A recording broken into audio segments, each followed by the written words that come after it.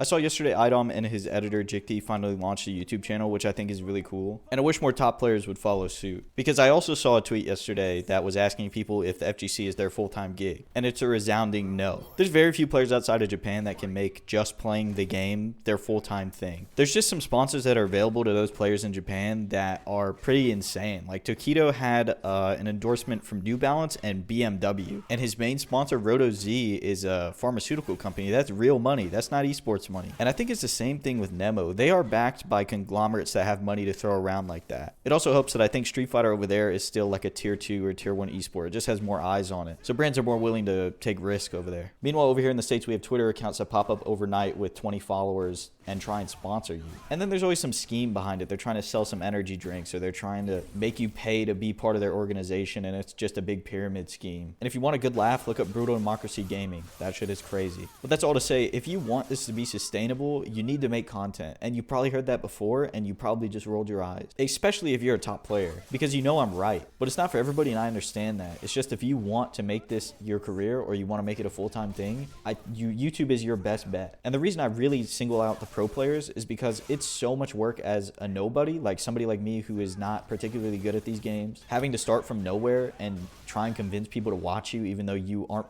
better than them yet is rough, because all you have to fall back on is your personality, your entertainment value, and your opinions. Meanwhile, if you're a pro player, people just want to see you play. People just want to hear what you have to say. There is a demand there that is not being filled, and you're the only one that can fill it. And if you think I'm just lying to you, or I don't really know what I'm talking about, go to my Twitter, go to my bio, and click on the link that says youtube.com/c/DillLive. That's a Warzone channel that I edit for, and I've ran for a while now for a friend of mine who's a Twitch partner who started with 12,000 subs, and I grew it to 80,000. Notice that there's no thumbnails. Notice that there is no crazy editing. It's full gameplays. I'm putting an intro, I'm putting an outro, I'm putting a sub notification, and occasionally a loadout. But you know why so many people watch? Because he's fucking good at the game, and people want to see that. The same translates to fighting games. Now let me talk to those people like me who aren't particularly good yet, who are trying to get there. This group as a whole is what makes up most of the FGC, in my opinion. There's a top 1%, and there's a 99% trying to get there. And within that 99%, you have to somehow make yourself known, make yourself a little bit unique. And I'm not talking about the game that you play or your play style. I'm talking about the content that you make, because I'm assuming if you made it this far into the video,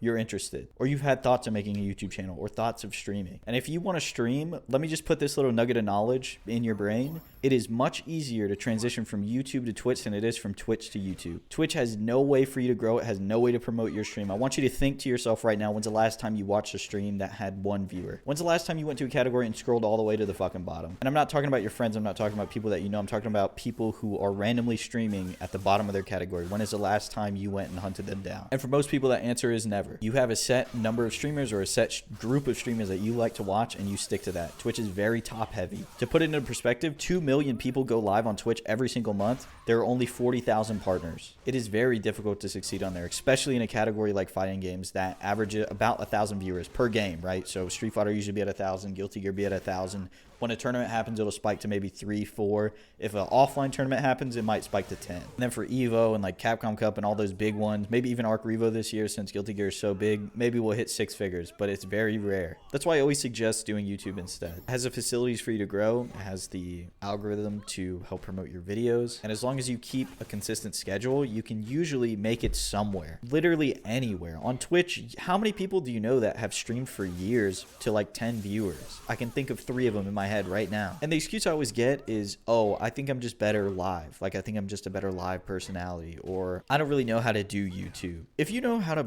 go live on Twitch, you know how to make a fucking YouTube video. You can go to your highlight. You could literally highlight your VOD, cut it out of your stream, upload it to YouTube, put a snazzy little title on it. You don't even have to put a fucking thumbnail if you don't want to. Just try it. That's all I'm saying, is just try it. It's just a number of people on Twitter that complain about like content in the FGC, or not being able to make money playing the game or whatever, who don't even try and upload. Don't even try and make a clips channel, bro. That's the easiest shit in the world. It's like 20-second clips max, and YouTube literally pushes that shit to everybody. If you think that FGC is poverty and you're not going to make money playing in tournaments, you're probably right. And if you want to make money from your hobby or even make it into a career, YouTube is how you have to do it. I'm sorry to say. But the precedent has been put in place. I think the Panda guys do a great job. If there's any organization that would ever join in the FGC, it's them. They fucking understand it. They know the trends. They know the power of their creators and the influence they have on the FGC, and they use it very well. They're setting their players up for success even if they wanted to leave the org. And I think that's fucking cool. If there's a top player you want to see make content that doesn't do it already, I want you to take this video, tweet it at them, and tag me, and I'll fucking help them myself. And if you want to make content,